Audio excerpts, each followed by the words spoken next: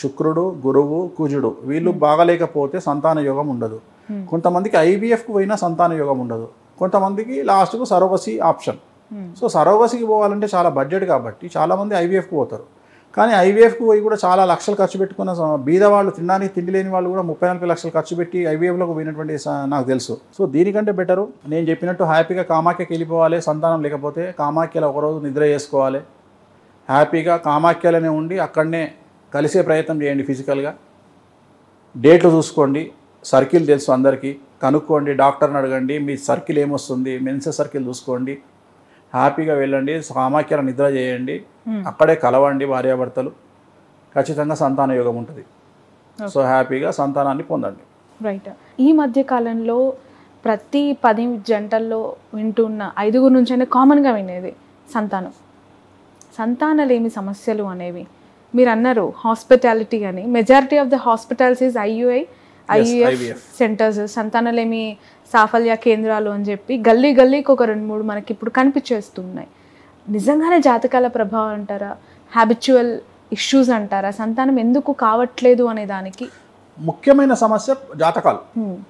నేను మీకు ఒక విషయం చెప్పిన, కలియుగము అంతే. కలియుగంలో ఎప్పుడైతే డబ్బు పెరిగిందో, అందం పెరిగిందో, అందం మీద కాన్షియస్ పెరిగిందో, సంతానం అనేటువంటి తగ్గింది.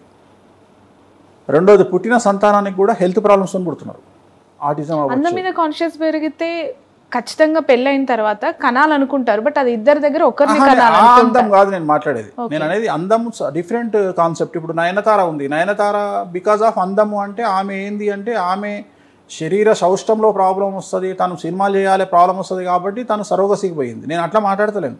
నేను అనేది ఏంటి అంటే ఇప్పుడు ఆమె ఉంది, ఆమెకు సంతాన యోగం లేదు. వాస్తవంగా మనకు తెలిసినంత వరకు సమాజం ఏమనుకుంటుంది అంటే నయనతారను చూసి నయనతార తను సినిమా తన ఫిజిక్ డ్యామేజ్ అవుతుంది అనే ఉద్దేశంతోని మాత్రమే పెళ్ళి ఆమె సంతానానికి పోలేదు అని సమాజం అనుకుంటుంది. కానీ వేణుస్వామికి ఏం తెలుసు అంటే ఆమె జాతకములో సంతానం అయ్యే యోగమే లేదు కాబట్టి ఈమె సంతానానికి పోయింది సరోగసికి అనేది వేణుస్వామికి తెలుసు. లాజిక్ అర్థమైందా? సో ఇక్కడ సరోగసికి ఎందుకు పోయింది అంటే ఆమెకు పుట్టుకనే. ఎందుకంటే ఇప్పుడు కాజల్ అగర్వాల్ ఉంది, కొడుకుని కన్నది, మళ్ళీ వచ్చి సినిమా చేసింది. మొన్న చేసిన బాలయ్యబాబుతో సినిమా చేస్తే 2.5 కోట్లు రెమ్యునేషన్ ఆమెకు హీరోయిన్గా. ఆమె వచ్చి చేస్తలేదా? రెండోది, ఇప్పుడు ఎంతమంది హీరోయిన్లు మన సర్జరీ కాగానే పిల్లల్ని కనంగానే ఇమీడియట్గా వచ్చి టమాటాకి చేయించుకుంటారు, వచ్చి సినిమాలు చేస్తున్నారు. ఎంతమంది చేస్తలేరు? సో ఇక్కడ ఆమె సినిమా ఇండస్ట్రీ కోసం, స్ట్రక్చర్ కోసం అని చెప్పేసి, ఫిజిక్ కోసం అని చెప్పేసి తల్లి కాలేదు కాదు, తప్పది. ఆమె జాతకంలో యోగం లేదు, తనకు యూట్రస్ ప్రాబ్లం ఉంది. రెండోది ఏంటంటే మన హైదరాబాదు కేంద్రంగా ఉన్నటువంటి 2 సెలబ్రిటీలు లాస్ట్ 1-2 ఇయర్స్లో పిల్లల్ని కన్నటువంటి 2 కూడా సరోగసిగానే కన్నారు పిల్లల్ని. కానీ నేను ఒక విషయం చెప్తా. ఇది ఒక 2 సంవత్సరాల కింద జరిగింది. మాకు తెలిసినటువంటి ఒక అమ్మాయి నా దగ్గరకు వచ్చింది.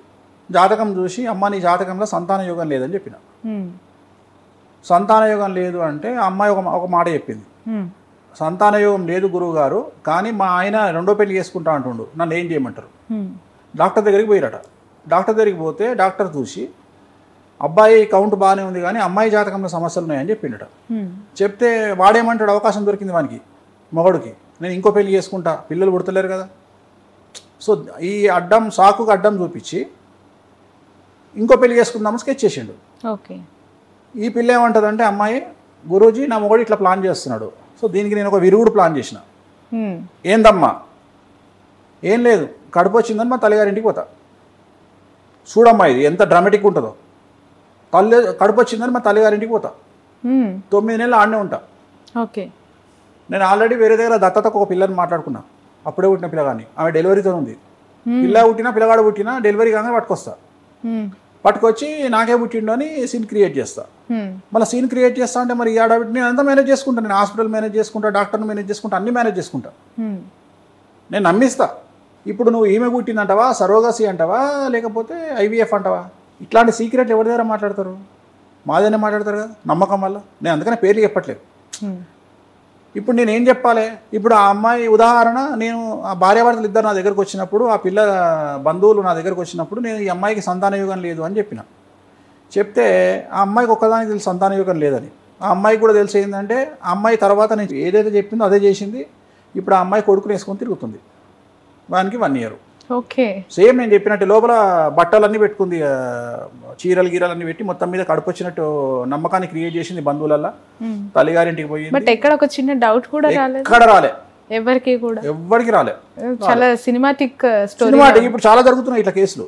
ఎందుకంటే ఇప్పుడు చాలా మంది ఏం చేస్తారు అంటే, నాకు తెలిసిన పెద్ద పెద్ద సెలబ్రిటీలు బాగా ఏం చేస్తారంటే, సరోగసిని వీళ్ళకు యూట్రస్ ప్రాబ్లం వల్ల, ఓవరీస్ ప్రాబ్లం వల్ల, ఏజ్ ప్రాబ్లం వల్ల, ఎందుకంటే ఈ సెలబ్రిటీస్ చాలా వరకు 35, 36, 37 తర్వాత పెళ్లి చేసుకుంటారు.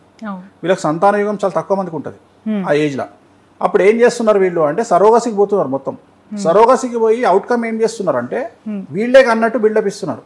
వాస్తవంగా సరోగసి అనే బిల్డప్ ఇయ్యరు. అంటే ఆ టైంకు వీళ్ళు ఏం చేస్తారు, హాస్పిటల్కి పోయి హాస్పిటల్లో డెలివరీ అయినట్టు సినిమా క్రియేట్ చేసి బయటకు వస్తారు. కానీ వాస్తవంగా మొత్తం సరోగసి బ్యాక్గ్రౌండే ఉంటుంది వీళ్ళకు. అందుకని ఏమైపోయింది, ఈ మధ్యన సెలబ్రిటీస్ గురించి నేను సంతాన యోగం లేదు అని చెప్పడం ఆపేసిన. ఎందుకంటే వీళ్ళు ఇచ్చేసి ఆ సినిమా స్టోరీ మీద మనం ఓడిపోతాం. అందుకని నేను చెప్పట్లేదు ఎక్కడ కూడా. సో చాలా వైరుధ్యాలు వచ్చినాయి. రెండోది ఏంటంటే సెలబ్రిటీస్ లో ఇది ఇలాంటి స్టోరీ ఎక్కడైనా జరిగిందా? జరుగుతూనే ఉంటాయి అమ్మా, కామన్గా ఈ మధ్య కాలంలో జరుగుతూనే ఉంటాయి. వాళ్ళు ప్రతిదానికి వాళ్ళ మీద పడి ఏడవడం ఎందుకు? మళ్ళీ నేను చెప్తే నువ్వు ఏదో అంటావు, పేరు చెప్తావు ఎందుకు? అంటే ఇలాంటి సమస్యలకి కామాఖ్య అని చెప్పి, లేదు ఏదైనా విజయం సాధించాలి అనేవాళ్ళు, ఇబ్బందుల్లో ఉన్నవాళ్ళు కామాఖ్య అని చెప్పి, కొన్ని ఇంకా జాతక దోషాలు ఉంటే త్రయంబకేశ్వర్ అని చెప్పి, అక్కడికి వెళ్తేనే వాటి రిఫ్లెక్షన్ ఉంటుంది, అక్కడికి వెళ్తేనే వాటి పాజిటివ్ వైబ్స్ ఉంటాయా? తప్పకుండా, అంతే కదా. వాటికి వేరే ఆల్టర్నేటివ్ ఏం మెథడ్స్ లేవా? ఇప్పుడు క్యాన్సర్ రోగం ఉంది, ఖచ్చితంగా క్యాన్సర్ రోగం ఉన్నోడికి పెట్ స్కాన్ చేయాల్సిందే. మామూలు ఏం ప్రాబ్లం లేనికి అల్ట్రాసౌండ్ చేస్తారు. ఏం ప్రాబ్లం అంటే చిన్న చిన్న సమస్యలను అల్ట్రాసౌండ్ చేస్తారు. కాలు బొక్క తిరిగింది అంటే ఎక్స్రే తీస్తారు. కానీ క్యాన్సర్ స్కాన్ చేయాలంటే పెట్ స్కాన్ చేయాల్సిందే. ఓకే. సో ఖచ్చితంగా త్రయంబకేశ్వర్లో ఎందుకు పూజ చేస్తారు అంటే, త్రయంబకేశ్వర్లో బ్రహ్మ క్షేత్రపాలకుడు. అంటే బ్రహ్మ క్షేత్రపాలకుడు అంటే మన తలరాత రాసేది బ్రహ్మ, మార్చేది బ్రహ్మ. అందుకని అక్కడికి వెళ్ళి పూజ చేసుకుంటే తలరాత మారుతుంది. కామాఖ్యలో 10 పీఠాలలో ఖచ్చితంగా మనకు 10 కావాల్సిందే. దాని డబ్బు ఉంటుంది, రాజయోగం ఉంటుంది, వశీకరణం ఉంటుంది, అందం ఉంటుంది, సినిమా ఇండస్ట్రీకి సంబంధించి భోగం ఉంటుంది, లాలస ఉంటుంది, సంతానం ఉంటుంది. సో ఒక అమ్మాయికి, కాకపోతే ఇక్కడ కామాఖ్యకి సంబంధించి ఏంటంటే అమ్మాయిల రిజల్ట్ ఎక్కువ ఉంటుంది. అంటే అబ్బాయిల కంటే అమ్మాయిలకు ఎక్కువ రిజల్ట్ ఉంటుంది. కామాఖ్య అనేది యోని రూపంలో ఉండే దేవాలయం కాబట్టి అక్కడ పూజలు అమ్మాయిలు చేస్తే చాలా తొందరగా వాళ్ళకి ఫలిస్తాయి, అబ్బాయిల కంటే కూడా అమ్మాయిలకు ఫలిస్తాయి. సో లేడీస్ ఎంపవర్మెంట్ అనేది కామాఖ్య దేవాలయంలో జరిగేటువంటిది. ఉదాహరణ, ఆడవాళ్ళు సినిమా ఇండస్ట్రీలోకి రావాలన్నా, ఆడవాళ్ళు పొలిటికల్ ఇండస్ట్రీలోకి రావాలన్నా, ఆడవాళ్ళు ఎంటర్ప్రెన్యూర్స్ కావాలన్నా, వ్యాపారం సామ్రాజ్యం స్థాపించాలన్నా, వాళ్ళందరూ కూడా కామాఖ్యకి వెళ్తే తొందరగా బయటకు వస్తారు. తొందరగా ఇమ్మీడియట్గా. అది కూడా వాళ్ళ గోల్స్ మళ్ళీ గవర్నమెంట్ ఉద్యోగస్తులు అయి ఉండొద్దు, అట్లనే చిన్న చిన్న ఉద్యోగస్తులు అయి ఉండొద్దు, ఇండిపెండెంట్ అయి ఉండాలి, ఖచ్చితంగా ఎంటర్ప్రెన్యూర్స్ అయి ఉండాలి, ఖచ్చితంగా వాళ్ళు వ్యాపారస్తులు అయి ఉండాలి, లేదా పొలిటీషియన్ అయి ఉండాలి, సినిమా ఇండస్ట్రీ మీద ఉండాలి. అట్లాంటి వాళ్ళకు కామాఖ్య బాగా సహకరిస్తుంది. అట్ ది సేమ్ టైం మగవాళ్ళైనా అంతే. సో ఇప్పుడు ఆల్రెడీ సంవత్సరానికి ఒక 5 కోట్లు వ్యాపారం చేస్తున్న వాడికి కామాఖ్య దేవాలయంలో పూజ చేస్తే 10 కోట్లకి ఎదుగుతాడు. అట్లనే ఆల్రెడీ హీరోయిన్గా చేస్తున్న అమ్మాయి కామాఖ్య దేవాలయంలో పూజ చేస్తే పెద్ద హీరోయిన్గా ఎస్టాబ్లిష్ అవుతుంది. చాలా పెద్ద ఎత్తున నీ ప్లానింగ్ ఉంటేనే వర్కౌట్ అవుతుంది. నేను చిన్న ఎత్తున ప్లానింగ్ చేసి నేను టీచర్ జాబ్ చూసుకుంటా, అదేంటి భక్తులు ఎవరైనా కానీ దేవుడు కనుగరించాలి అన్నట్టు, సమస్య ఏదైనా వెళ్ళినప్పుడు వాళ్ళకి అలాంటి పాజిటివ్ రిజల్టే ఉండాలి కదా. ఒకరికి ఒకలాగా ఇంకొకరికి ఇంకోలాగా ఎందుకు ఉంటుందంటారు? అంటే 5 ప్రశ్న భక్తులు ఎవరు వెళ్ళినా సమస్యతో దేవుడు అంటే అమ్మవారి రిజల్ట్ అనేది ఒకేలాగా ఉండాలి అంటారు. మంచి ప్రశ్న. ఉదాహరణ, సూపర్ స్టార్ ఉన్నాడు, ఒక పెద్ద సూపర్ స్టార్ ఉన్నాడు తెలుగు ఇండస్ట్రీలో, పెద్ద సూపర్ స్టార్.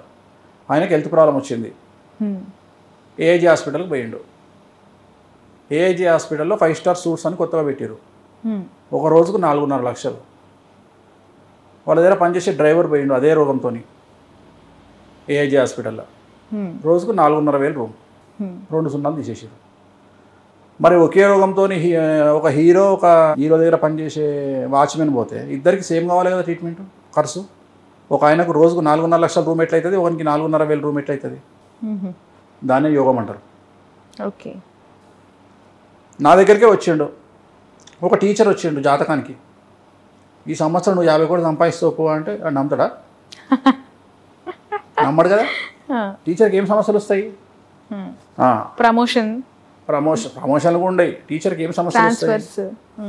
టీచర్కి వచ్చే సమస్యలు ఈ నెక్స్ట్ మంత్ ఏలినాశని స్టార్ట్ అవుతుంది, డిఈఓ వస్తాడు, నువ్వు ఇంట్లో ఉంటావు, సస్పెండ్ చేస్తాడు, మేము ఇష్యూ అవుతుంది.